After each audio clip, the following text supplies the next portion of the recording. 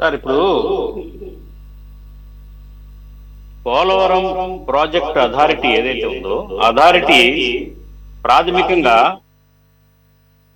ప్రాథమికంగా ఈ Polavaram project specifications నిర్ధారించింది. అది ఇప్పటికీ కూడా ఆ పోలవరం ప్రాజెక్ట్ అథారిటీ పిపిఏ అంటారు, దాని అథారిటీ రికార్డ్స్ లో ఇప్పటికీ కూడా ఉంది. అదేంటంటే పూర్తి ఎఫ్ఆర్ఎల్. పూర్తి ఎఫ్ఆర్ఎల్ అంటే మొత్తం ప్రాజెక్టు యొక్క టోటల్ నీటిని నిల్వ చేసే టోటల్ సామర్థ్యం వచ్చేసి 45.72 మీటర్లుగా నిర్దేశించింది. అది 150 ఫీట్లు ఎత్తు. అట్లాగే లైవ్ కెపాసిటీ వచ్చేసి 75.22 టీఎంసీల నీరు లైవ్ కెపాసిటీ ఉంటుందని, అట్లాగే గోదావరి నది నుంచి కృష్ణా నదికి డైవర్ట్ చేసే వాటరు 80 టీఎంసీలు డైవర్ట్ చేస్తామని, ఆ హైడ్రో పవరు 960 హైడ్రో పవర్ ని ఉత్పత్తి చేయాలి. జల నీటి ఆధారంగా తయారు చేసే కరెంటు ఉత్పత్తి.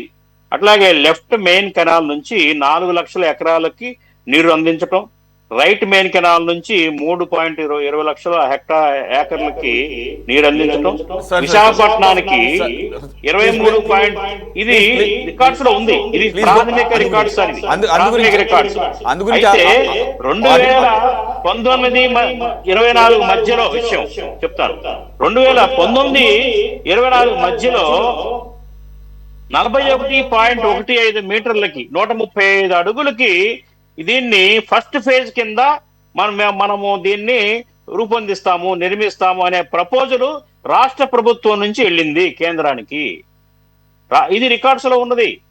రాష్ట్ర మొదటి ఫేజ్ అనే మాట 2019 బిట్వీన్ 2024. నేను నా సొంత మాట చెప్పట్లేదండి, రికార్డ్స్ ప్రకారంగా చెప్తున్నా. నేను రికార్డ్స్ నా దగ్గర ఉన్నాయి, రికార్డ్స్ ప్రకారంగా మాట్లాడుతున్నా. Stage by stage, year by year ఏం జరిగిందనే రికార్డ్స్ నా దగ్గర ఉన్నాయి.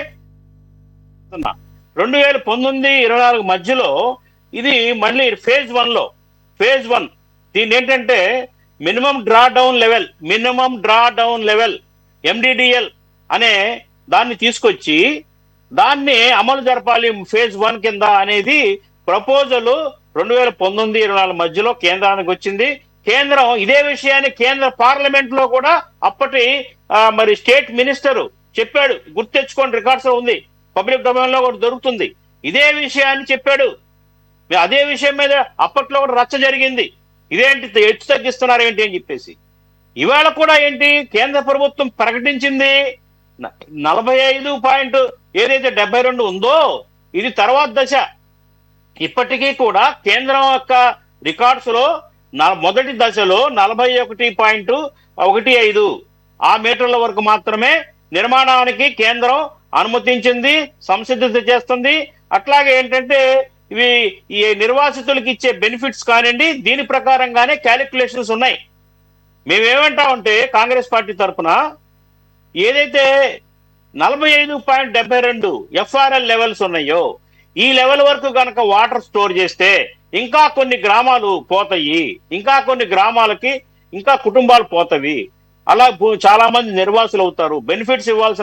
వాళ్ళకి ఇవ్వాల్సిన బెనిఫిట్స్ ఇవ్వాల్సింది ఇంకా పెరుగుతుంది. దాన్ని కూడా క్యాలిక్యులేషన్ చేయమని చెబుతున్నాం. ఇవాళ దాన్ని కూడా క్యాలిక్యులేషన్ చేయమంటున్నాం. ఇంకొక డిమాండ్ ఏంటంటే 960 చిల్లర ఏదైతే విద్యుత్ ప్లాంట్ ఉందో దానికి డబ్బు ఇవ్వదంట కేంద్రం. దాన్ని కూడా అది తప్పు అని మేము ఖండిస్తా ఉన్నాం. ప్రాజెక్ట్ అనేది ఒకటే, one nation one state one card one voter card అని ఎట్లా కేంద్రం ప్రగల్భా పలుకుతుందో ఒకటే ప్రాజెక్ట్ లో వచ్చే ప్రొడక్ట్స్, బై ప్రొడక్ట్స్ అన్ని కూడా కేంద్రమే భరించాలి దాని ఖర్చు. అంతేకాని విద్యుత్ ఉత్పత్తి చేసే దానికి డబ్బులు ఇవ్వము, మిగతా వాటికి ఇస్తామని తొండి ఆట ఆడతాం అనే దాన్ని మేము కాంగ్రెస్ పార్టీగా ఖండిస్తా ఉన్నాం. రాష్ట్ర ప్రభుత్వాన్ని కూడా సూచిస్తున్నాం, దీనికి ఒప్పుకోవద్దు. హైడ్రాలిక్ విద్యుత్ ప్లాంట్కి అయ్యే ఖర్చు కేంద్రం భరించి తీరాల్సిందే. అట్లాగే 45.72 మీటర్ల ఎత్తుకు పెంచి అంచనాలు వేయండి. ఎంతమంది కుటుంబాలు పోతాయి, వాళ్ళకి ఎంత డబ్బు ఇవ్వాలి, ఎవరు ఇవ్వాలి? ఆల్రెడీ నిర్మలా సీతారామన్ ఒక సందర్భంలో పార్లమెంట్ లో మేమే భరిస్తాం పునరావాస ఖర్చు అంతా అని చెప్పింది.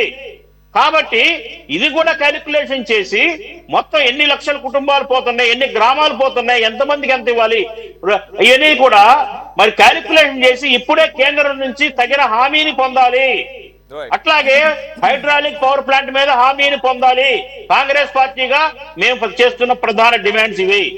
కాబట్టి ఖచ్చితంగా 45.72 ఏదైతే ప్రాథమిక డిజైన్ పోలవరం ప్రాజెక్టు ప్రాథమిక డిజైన్ లో ఉన్నదో దాని ప్రకారమే అంచనాలు ఉండాలి, నిర్మాణం జరగాలనేది మేము డిమాండ్ చేస్తా ఉన్నాం సురేష్ గారు.